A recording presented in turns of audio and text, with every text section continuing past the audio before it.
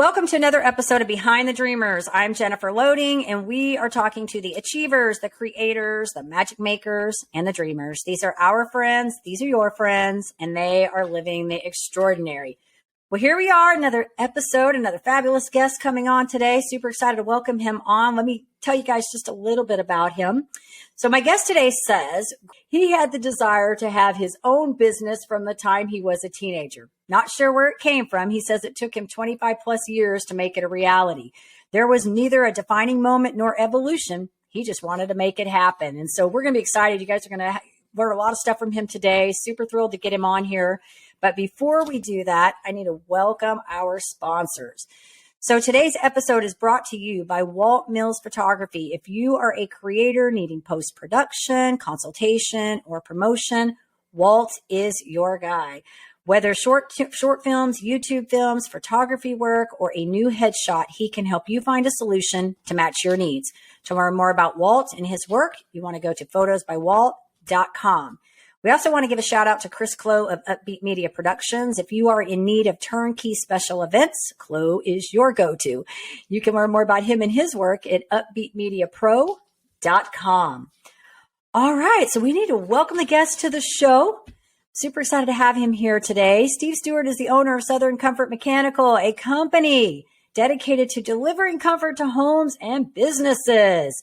And I've got here via maintenance, repair, replacement of HVAC systems. And that is important because we're in Texas and we need those things up and running for sure. So Steve grew up in Northern Ireland and said there wasn't much opportunity when he finished high school. So he began his journey in engineering. And with over 30 years experience, he's worked in various companies, including manufacturing plants around England. He's worked for Toyota on new model launches. And then he came to the States and worked for some companies here before going into entrepreneur space. So welcome to the show, Steve. We are so excited to have you here today. Thanks, Jennifer. Gonna be fun. Yes. All right. Most definitely. Yes, it's going to be fun. So I'm excited because you have had such I want to say kind of a unique career in a sense, right? Like I'm curious to know why air conditioning? How did this come about for you? I would say air conditioning came about. So would I say when I got to that stage, whenever, it's time to make my own business a reality, I would say I couldn't afford to buy a factory. So then I looked around and trades is where I locked in at. And then I realized that all my experiences with the HVAC companies as a homeowner were less than desirable and I wouldn't wish them on anyone else. And that ranged from whenever I was in Cleveland, here in Dallas. So that's where I jumped into that space to build a company that I would like to work with as a homeowner. That is so awesome. And, it's making me think about another guest that I had on my show at one point in the roofing industry. Same kind of thing, different story, obviously. But he had worked for a roofing company and he didn't like what he had seen in that industry and decided to create his own. He's doing very well now. And I've been following him for about the last 3-4 years. I think I shared his information with you, but he's just doing phenomenal. It was kind of the same thing where he saw what was going on in there and really just kind of wanted to change how that industry was going, right? Like put that in his own world. And so I think that's awesome. And it's funny with entrepreneurs because, in your bio, I said here, you knew that you kind of wanted to be an entrepreneur. And so all this time I guess back this up a second, when you were working in all these other places, doing this engineering and welding, all these things you were doing in the manufacturing, were you thinking at that time, hey, I want to be an entrepreneur? Were the wheels kind of turning at this point? On and off, it varied or whatever. I would say, in each of those times I was focused on that company, that role that I was in. All the time I was learning, growing myself. Especially whenever I got into private equity, part of that was a experience or that role that I jumped into was partly, hey, I want to learn how to buy and sell companies. That was part of one of the things I wanted to get out of that experience, as well as have a bunch of fun doing turnarounds and all that good stuff, which would say fun being the operative word. But yeah, that was part of along the way. I was just, building and banking the skills, saying, if I ever have my own business, I'll make sure to do this, or that's a cool idea, and just making a mental note of it somewhere.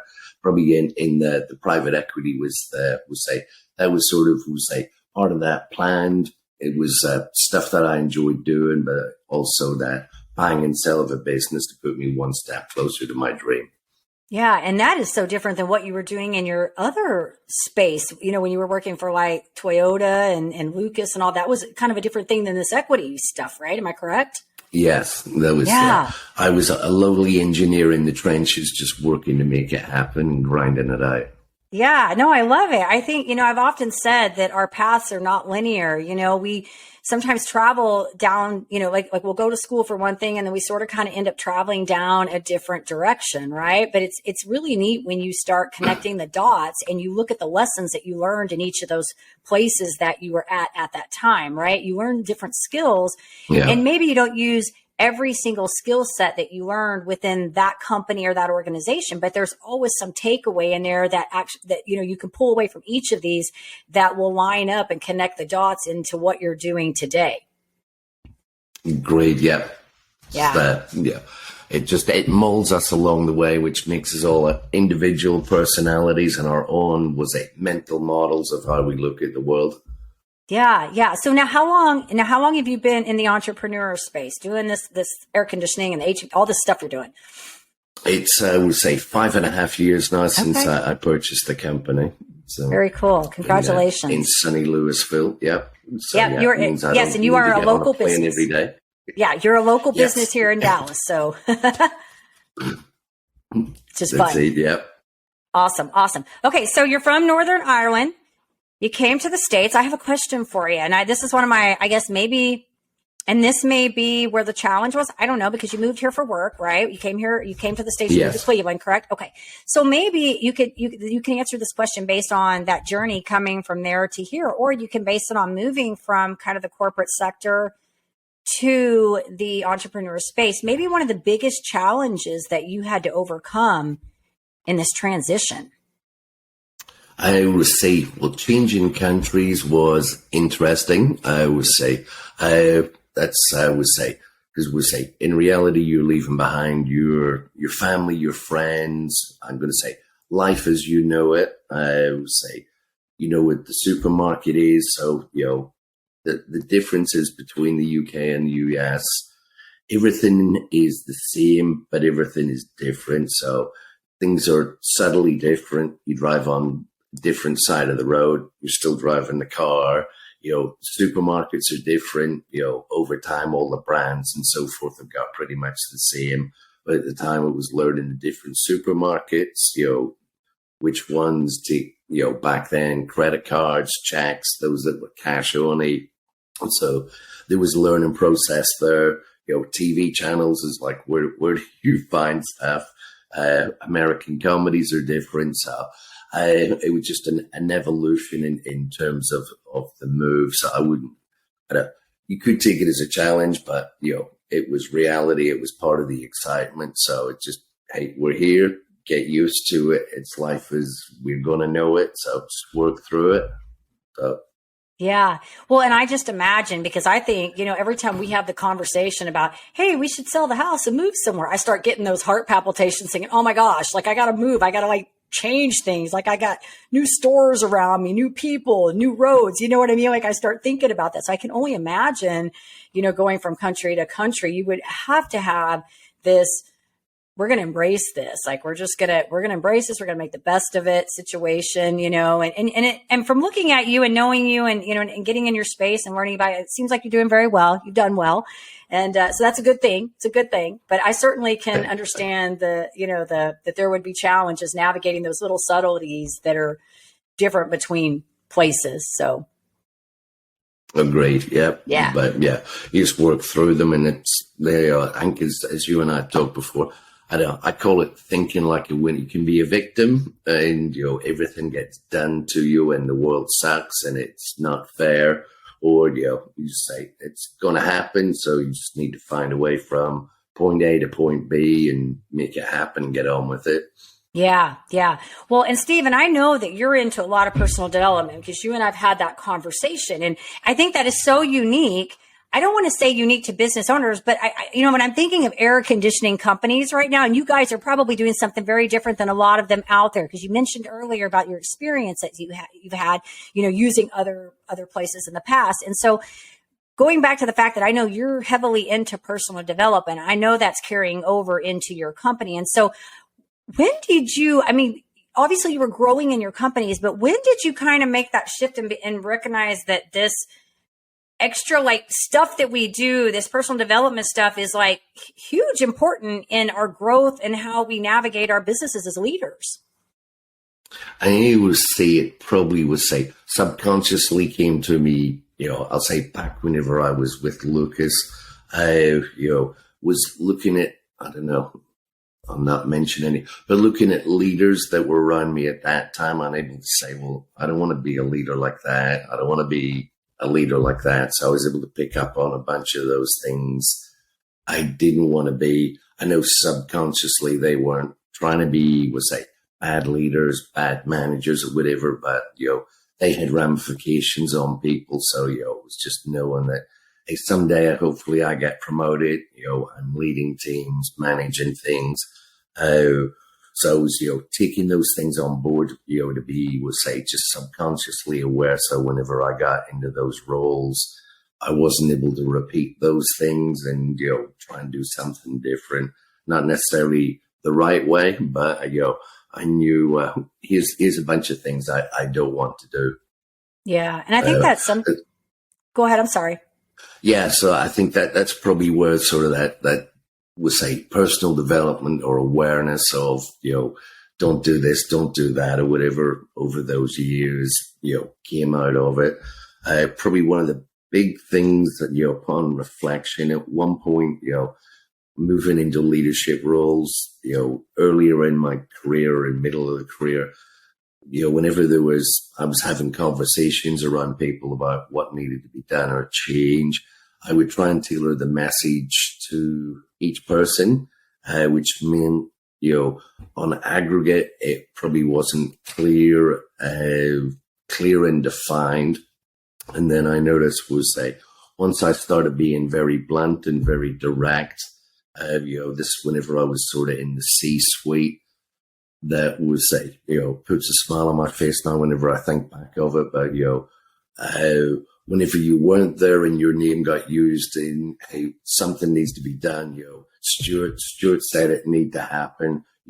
I wasn't there, and I wasn't in that conversation to give that directive. But the pseudo Steve or the ghost Steve, was totally in line with what I wanted, versus years before, whenever I'd been a bit more, wishy-washy, whatever, things didn't happen. So I noticed, whenever you're very clear, very direct, that, the ghost of you, is in line with you. And that, that was something else that I realized after a while is, very clear and consistent communication on what needs to be done is much more effective than, trying to tailor the message and make everybody feel good. Just tell it like it is. Not everybody's going to like it, but, it's the reality and things happen better. And there's not as much confusion. That's good, Steve. Thank you for sharing that. No, I agree with you. I think that, I always get back to people only ever do what you expect them to do. And so if you're unclear about the expectations, there's all that ambiguity. They don't really know, right? And humans are humans. They're going to do what they're going to do if they don't have clear expectations. And so I'm with you on that. I think that when you can be objective, right? Be objective, leave the emotion out, but make the expectations clear. I think it's like having core values in a company, right? When you have solid core values, you can hire and fire on the core values because they're clear. Everybody knows this is how we behave as a company. What does integrity? I don't know what you got, what your core values are. I'm sure they're similar to a lot of people's, but we're talking integrity, right? What does integrity look like? What does that look like for a company? And when employees understand I'm talking about this in my program. That's why it's really fresh on my mind. But when companies understand, like, hey, integrity, this is how we show up with integrity. We do what we say we're going to do. We return phone calls. We keep our promise, and we treat the customer with respect. When they understand that and that's clear to them, then they know how to behave. And when they don't, then you can come in and say, you have that conversation that, this isn't how we do business. Right. And so I think what you're saying is valid 100%. Yeah, and agree on the core values. It took me probably 3 years before I put the company core values on paper here based on, my expectations, and I was running the place. So yeah, I would say I took too long to put them on paper for my own company. But I would recommend, whenever someone can get those defined for themselves, don't wait as long as I did, and I should know better. It's one of those things I kicked myself in the head for. Well, and to give you some grace on this, entrepreneurship's a journey. I think no matter if coming into that space, whether even like, I've been an entrepreneur for 23 years. I've been in the space of doing what I want to do. I'm probably totally unemployable at this point. Because I'm so set in my ways. But even as an entrepreneur this far in the game, I'm still learning things every single day. And I tell people all the time, my most significant growth as an entrepreneur has come between 2018 until now. So you're talking, from 1999 up until 2018, I was in this space. And yes, I had growth, but I think that the teacher arrives when you're ready to receive. So you learn the information when you're ready to receive the information, because if it comes at the wrong time, it just becomes unsolicited advice, right? So yeah, it's just another thing on the list. Yeah. So I think the beauty of this is that we recognize that this is a process to begin with, right? Like entrepreneurship is a process. And I think we have to give ourselves grace sometimes. I think the beauty in this, Steve, is that when the light bulb goes off, right? And you get something and you're like, dang, I wish I would have thought about that earlier, but it feels good because you arrive in that place and you're like figuring things out, right? Yes, there's never a dull moment. Yeah. And most of the growth comes from things that you had never planned or whatever. Yes, life is a way of making sure there are always fresh challenges and you get to learn things that you never planned. Yeah. There was a gal on my show a few weeks ago that she and her husband she got breast cancer. Her husband got pancreatic cancer. And 6 weeks later, her husband died. And so she went to Haiti for a year to travel to basically find the meaning of love. Like she was in this like kind of transformation state. And she wanted to go find the meaning of love. And so she took these different ways to figure this out. But what was interesting is she said that every time she would have like a direct path that she would think would answer her question, whatever love was it being kind, however you show that. She said every time the message would teach her, she would find it in a different way. It wouldn't come in the way that she had set out to do. And she even told this story. You need to go back and listen. It's a funny story. She told this story about this chicken that she was in Haiti. And I think these guys had come from America. I don't know. They were doing something with wells or something. I can't remember the whole story. But long story short, she offered to sleep outside and they let her. And so then she was bitter because she was like, I'm a lady and you're going to leave me sleeping outside while you guys are inside. And so she tells this story about multiple nights this chicken was like coming to her feet and she thought it was like a chupacabra or like something wild and it'd be this stupid chicken, right? And and then later on she went on to say like 2 nights later they think they had the chicken for dinner. But long story short, she said that she learned it was something about like forgiveness, not holding grudges. She learned something through that message to let go of that bitterness because she was angry about it at first, right? And then she was able to work through that. And so I'm with you. I think that when we set out to find things, they never really happen the way we intend to set them out. We find them in the, most unobvious, if that's a word, ways that when we get the message, right? It's almost like sometimes we have to be humbled, brought to our knees or something. We have those wake up calls and we go, oh, okay, maybe we need to do that maybe it'd be a good idea if we look at our finances in our business. You know what I mean? Yeah, that's a good idea. Yep. I knew you would get that one coming from the engineering standpoint, right? I get it. Cause I've made a joke out of that because that's not my favorite thing to do, like at all. And I'm honest about it. Like if I could get somebody to do all the minutia stuff and for me, I'd be so happy because I'm a creator and I love doing the creation aspect of things and building relationships and all that's my stuff, but we have to know all those pieces. Yep. It comes with it all. Yep. Yep. You wear many hats. It's one of the things I shared with you that I was in Mary Kay for 22 years. And, I learned a lot of great business acumen in there. You're forced to because you have to wear many hats. And so we always talked about how we had to be the CEO, we had to be the treasurer, we had to be the consultant, we had to be, the teacher and the trainer. And we had all these various hats. And, I really learned in that, man, this is a lot. Like you got to keep up with a lot of parts. There's a lot of pieces in this puzzle that you have to keep together to keep everything flowing. But another thing I learned working with the mentor that I'm working is that if you don't have a fire burning somewhere, you're not growing. So you got to have a fire burning in some of the areas. If your sales are up, you might be needing to work on your marketing or maybe on your closing or whatever, but there's always something that's probably burning and needs, revamping or fixing or something. So. Yep. Always. Yeah. Because you're a business owner. Good stuff. So tell us a little bit. I want to know, because you're doing, like I said, you're doing awesome. I want to know what sets you guys apart, your company. Tell us what sets you guys apart from the rest so our audience knows this. I would say on our front, I would say what I like to think sets us apart from the best. I don't know. 3 key things is whenever you're looking for us, you can get hold of us, and that's, phone, text, web forms, but, whenever you need to contact us, you can get hold of us. Something I'd learned in the past, whatever, when it gets busy or hot, can't get hold of anybody or, it's difficult. So we like to be easy to get hold of. So that's one thing. 2, whenever a technician comes to your home, I would say communication around that. So I would say, the other bit goes back. You can get hold of us, and then you get communication when you're on schedule. So you get electronic notifications. When the technician's on the way out to your home, you get a bio or photograph. So hopefully that, lets people feel more comfortable of who's coming to their home. I make sure all the technicians have background checks. They all carry licenses. So it confirms they're not an axe murderer. I feel comfortable them coming into your home. They're all a reflection of myself. Then when we're in the home, we're going to listen, make sure we understand what concerns your issues are. Then we're going to do good work.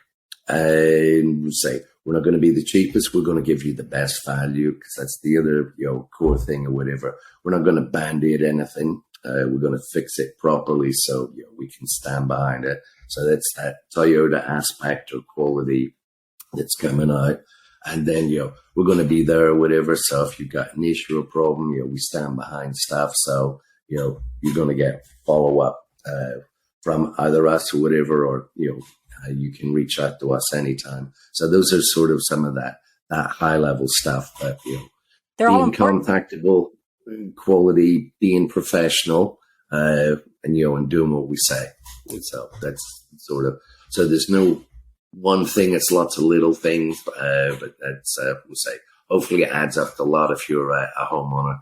Yeah, those are all important things, Steve. I think that's so important because, like I said, we're in Texas and we know how hot it gets here in the summer. And then we have this crazy winter weather that just kind of decides when it wants to be cold and then go to hot and then cold again. So it's important that you're able to get a hold of your AC technicians. And I think communication is clear. And that's the one thing I will say on Steve's behalf. I think that, anybody that's looking for quality and good communication, I think you're probably going to be in great space. If they come, they're going to be in great space if they come to you, because I know I already can tell from talking to you on the several times that we've talked that you're very detailed and very conscientious about things, which I think is huge. And, one of the things I always say about my show, when people watch, it's funny because every time I bring a guest on, I like to have you and I talk, and let me do a caveat to this. You and I've talked multiple times before today. So we're already past that. But whenever I bring guests on that I haven't met before, I always like to do these little quick mini 15-minute pre-interviews just so I can get to know the person, because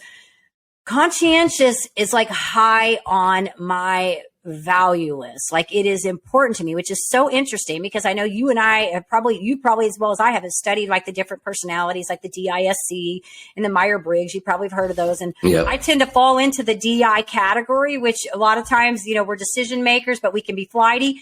I'm not really a flighty person. Conscientious is really high on my scale. So it's really weird that I'm over here, but I have this. And oddly enough, every time I bring people on my show, I look for little details, these little things that you're talking about that might just be little details that add up to big things.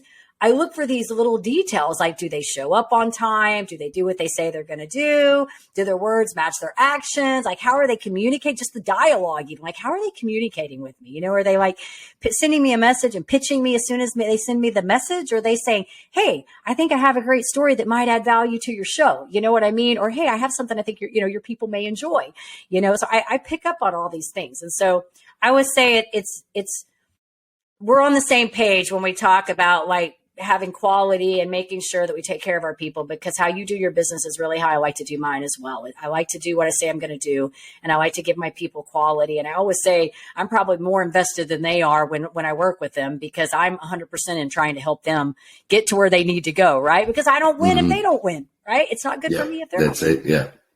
Right. And customer service Totally is agree. huge. It's everything. Yeah. So, Yeah. and I like to call them clients. Customers to me are one and done. Gotcha. That's the other thing is we have clients, banks have clients, attorneys have clients. So I will say we want to be their trusted advisors for as long as they're in our service area. I like it. I like that. Clients versus customers. That's good. Whatever works. I say whatever works for you and your languaging that you guys use. As long as you're in unison, I think you guys all got it. It's awesome. It's awesome. Yeah. All right, Steve, I want to ask you one fun other question before we get wrapping this up. This is just a fun question because I think you've had such an incredible journey and just really, I just think it's awesome.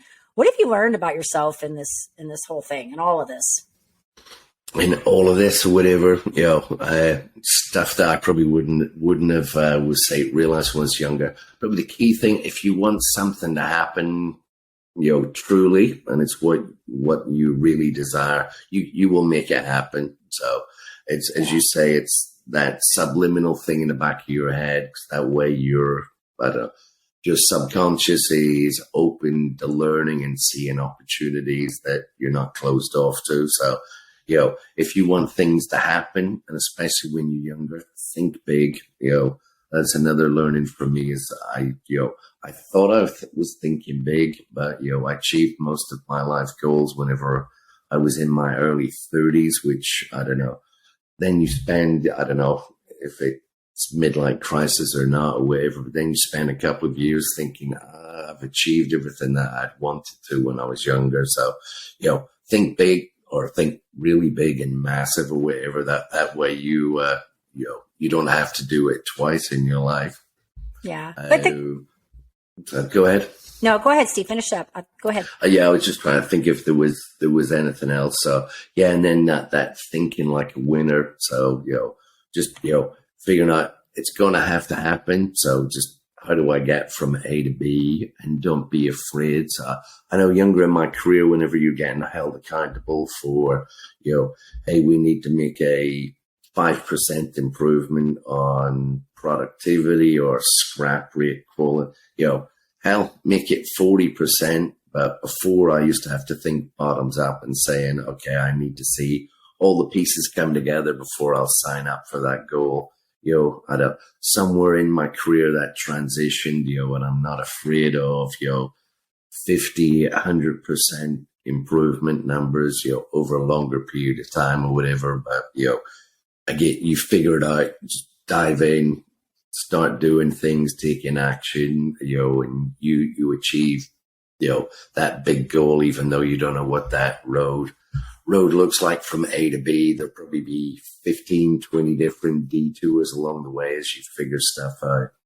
Yeah. Well, and that's hard too, to go from that. For me, it's easy because I've kind of just always been like that, Steve. I'm like, we got a risk, we got a challenge, let's go for it. Like, I'm ready to go.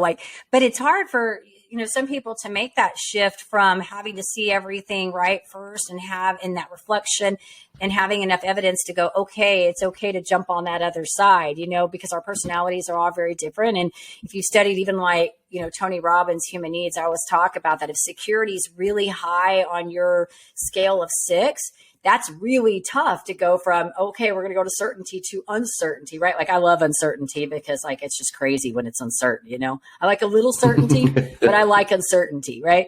So I think, when you can come to a place where you can start trusting your intuition and saying, and being okay with risk and saying, that's what that's what this game is about, really. I mean, if you're going to invest in anything, whether it's real estate or, an equity firm, whatever you're going to do, anytime you're doing any of this stuff, business, you're always taking a risk. But if you're not willing to do that, then there's no growth or glory. There's none of that. You have no opportunity to even take that if you're not willing to do it. So. Agreed. Yeah. Yeah. Well, congratulations to you. You can go for it. Yeah. Congratulations to and you.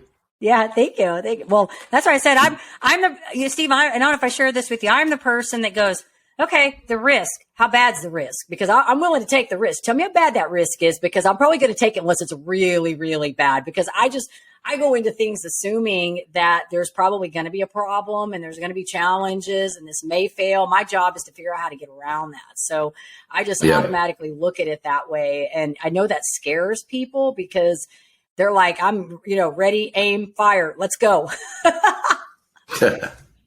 They'd say, I don't know, you just get comfortable with it over comfortable being uncomfortable. How's that? I think that was probably the most overused cliche in leadership. Yes. But yeah, there's a lot of truth to it. You just need to practice that uncomfortable feeling or whatever, which is not fun when you first start playing with it. But yeah, over time you learn that it's fun. Boring stayed and true, whatever. Yeah. So if you don't change things up, then you're dying. Then you're done. Yep, that's so cool, Steve. That's awesome. Well, I want to ask you a couple fun questions. Just so we're going to change this up and then we'll wrap it. These are going to be off the cuff. They're just kind of fun. Sometimes I do these, sometimes I don't. It just depends on what we're talking about. But I think these will be fun with you today. So I think you'll have a little bit of fun with this. Okay, so you're from Northern Ireland. I have no idea what y'all eat over there, but I want to know, what is your favorite food here? Like, what do you like here that you're just like, this is something I really like? I would say my favorite food these days. So I would say for the most part, I follow a somewhat vegan diet. So these days it is probably a chickpea curry is my favorite food. Chickpea curry. Interesting. I don't think I've ever had that before. So very cool. Very cool. I think we all follow something. I do low carb, so I do eat some meat, but I don't eat a lot of it. I do a lot of veggies, a lot of green veggies, a lot of those. And I am eating more fruit, but no, that's good. I haven't had that. I'll have to check chickpea curry. I haven't had that. Interesting. Yeah. So yes, I was a complete carnivore. So probably 10 years ago, if you said the mere thought of giving up meat would have scared the hell out of me. Yeah. Interesting. Well, it's funny. All my kiddos, well, I take that back. My youngest does eat meat. My two daughters they don't do any meat at all, which is interesting because you met my husband and he grew up on a farm in Montana. So beef is in their bloodline, and it's like, I got two kids that are just like anti-meat eaters at all. So it's kind of funny. Okay. What is your favorite book that you read? Cause I know you've read books. So what is your favorite all time, maybe one that had the most impact on you?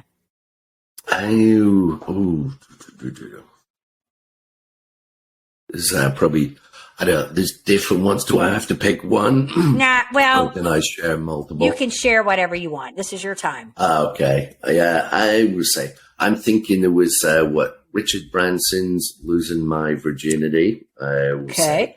The original print, which came out, 30 odd years ago? Okay. I would say, so that one was, I don't know, I find it inspirational and, just insightful on the entrepreneurial space. There is, I would say, I'm probably going to mess up the title of it. There is the teachings of Taiichi Ono. So for those that don't know, he is the godfather of the Toyota production system. So I would say, a lot of the way that Toyota operates or a lot of the way the world operates these days is based off what he came up with. So he was a true entrepreneur back in, I don't know, what was that, the 50s or whatever, whenever he put that stuff together, and probably had no realization of what it was going to transpire out to and the effects he was going to have on the world. And then we'll say in the last, probably couple of years, the book, it's, I think it's A Life Less Stupid by Keith Cunningham, who is he was the rich dad in the Rich Dad, Poor Dad story. So I would say that was good stuff as well. And then, the English guy. I'm trying to remember his name. I'll start with Y. That was Simon Sinek. That's it. Yeah. Yeah. And then there's the other great author in the background. Pull a blank. It's a while since I've read his stuff. That's not very helpful. So yeah, I'm professional. I'll probably come back to me once I stop thinking. Yeah, no, I'm impressed that you remember those because I've read so many books too. And it's funny when people ask me that, I always talk about like my number one. I love Stephen Covey's 7 Habits of Highly Effective People. That's probably my all-time favorite book. But then I am a big John Maxwell fan. So I like all of his because I just think they're short, sweet. They get the message across and they're all about leadership. And so I'm impressed that you remembered all those, but thanks you for sharing those because the only one that I know that was the Simon Sinek one, all those other ones you mentioned, I'd never even heard of those. So thanks for sharing those. You can get a lot of really good book lists off this show when I ask this question for people. You find out some of them you'll hear, like some of the like Atomic Habits will come up a lot of times over and over, but that was great because those have never been said on my show. So I know. So thank you. Yeah, and if you want, I can try and dig up some of the covers or whatever and send them to you. So you can do that. Awesome. I want to check them out. No, I like Simon Sinek too. I'm using building out my program. I am using some of his work because he talks about like finite and infinite games and his other stuff about leading with core values, how they have to be action verbs and not just statements because your people don't know what they are if they don't know how they look. Like basically like when we were talking about integrity earlier in the show, right? Like what's integrity look like? It might look different to you and me. And I doubt it. I think you and I have kind of similar core values, but to some people, integrity might just mean I get out of bed, Yeah. It could be different. So this has been great, Steve. So if our audience wanted to learn a little bit more about you, maybe they need to find you and your services because they're here locally, where do we want to send them? I would say probably the best place would be, let's say, our website, which is www.SCM for Southern Comfort Mechanical, DFW, Dallas Fort Worth, AIR.com. Perfect. We'll make sure too, when this goes out, I'll put the website in there so that they know how to find you and we'll get you connected. If anybody's or just call.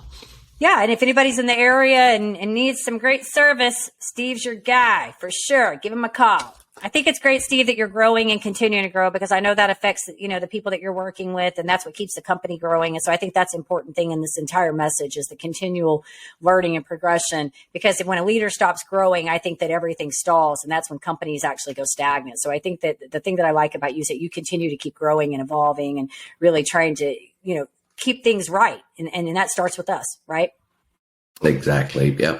Fish rots from its head is the great Japanese saying. That's totally true. Yeah, that's great. That's great.